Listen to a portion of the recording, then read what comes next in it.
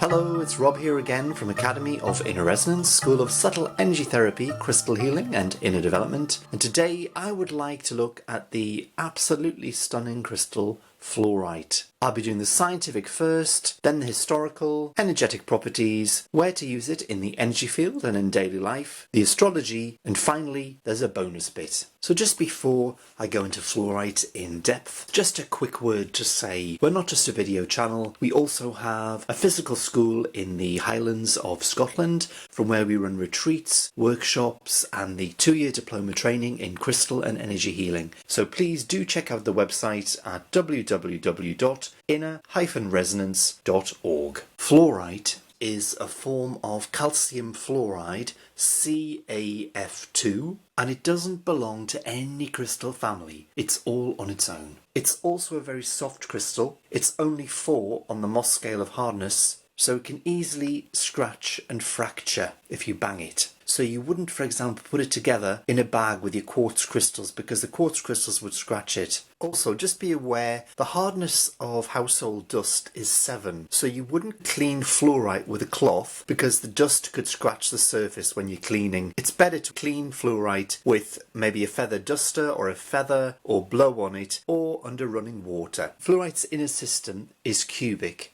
and it forms either octahedral crystals, 8-sided, or cubes, or it forms in massive chunks, so where there is no external crystal formation, but inside, if you were to look under a microscope, you would see that it had the lattice of being a crystal, the internal structure. And the fact that fluorite is cubic in structure is very relevant to its energetic qualities, and I'll come on to that later. Fluorite comes in clear, green, violet, blue and yellow colours. Also, much more rarely, you can get it in pink, red, white, brown and black. And it's found in many places in the world: the USA, Australia, Norway, China, Peru, Mexico, Brazil, and also in Derbyshire in the UK, where there's a variety called Blue John, which has bands of purplish blue and white and sometimes yellow. The word fluorite comes from the Latin verb fluere, I'm probably not pronouncing that correctly, which means to flow. And this comes from fluorite's ability to act as a flux between metals. And in 1852, fluorite actually gave its name to the phenomenon of fluorescence, which is a property of some fluorites from certain locations under UV light. The use of fluorite throughout history isn't all that clear. It's also been called fluorospar, and it's only been recognised as a distinct mineral since the 18th century. Before that time, fluorite would definitely have been in use, for example, to imitate precious gems in jewellery, but because there was no distinct classification for it in any ancient and medieval texts, it's hard to know when such terms pop up as ruby glass or topaz glass in these texts, whether they mean fluorite or just coloured quartzes or coloured glass. However, it was definitely prized in ancient Greece and Rome, and during the Roman Empire there were references to cups made of something called murrhine, which was very likely to have been fluorite. During World War I, 2 beautiful carved fluorite cups called the Barber Cup and the Crawford Cup were discovered within an excavated Roman tomb. These are now in the British Museum in London and they've been dated to between 50 to 100 AD. Fluorite is a beautiful, magical and inspirational crystal. It has a very friendly energy and it can help anybody who feels as if they've lost the magic in life. Fluorite has a light, fine and uplifting quality, and it can sometimes be of help with stress and easing tension. Fluorite has an otherworldly quality about it, and it can transport you to other places. It connects strongly to the nature kingdoms, especially the energies behind nature, the Devic kingdoms. Because of its cubic structure, fluorite is excellent at accessing and then bringing down into your conscious awareness inspiration from the higher,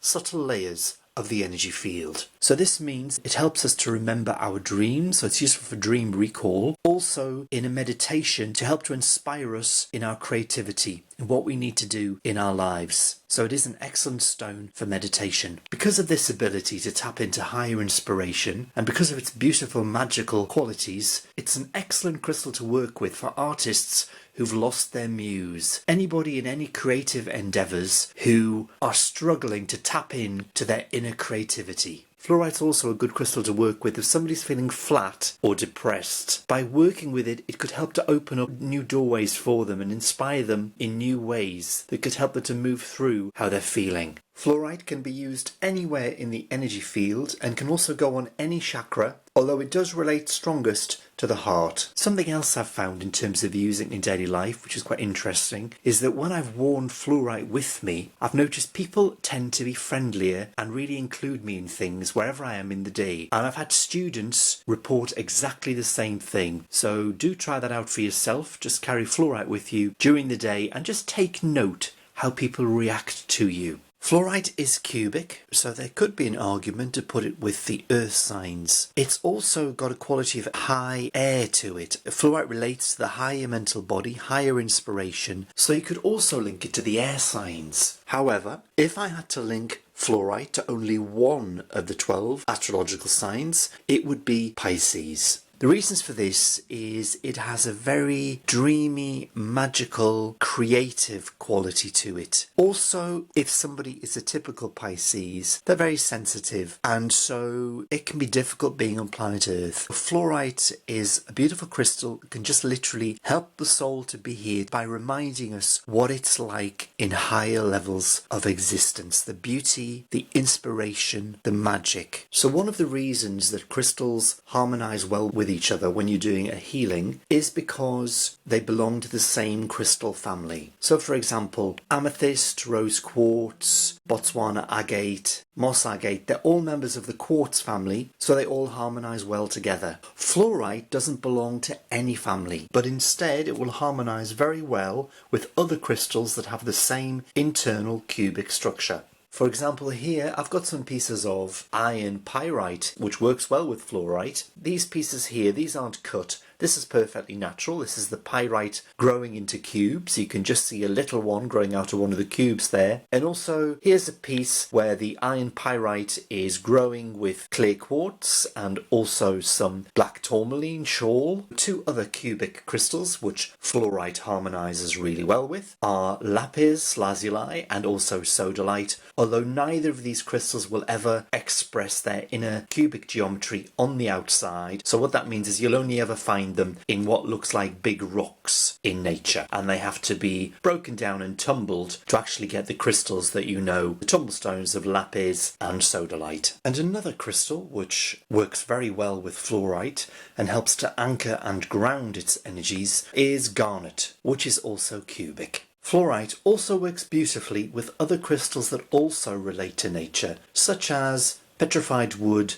and peridot. I hope you enjoyed the video. Please let us know in the comments below, and please do like and subscribe. By liking us, you do help us to reach more people by moving up the YouTube rankings. And do remember to turn on all notifications to make sure you're alerted when the next videos are published. And if you want more details about training with our Scottish school, such as the Academy of Inner Resonance 2-year Crystal Healing Diploma course, or the Crystal or Astrology retreats and workshops, please do visit www.inner-resonance.org. See you soon.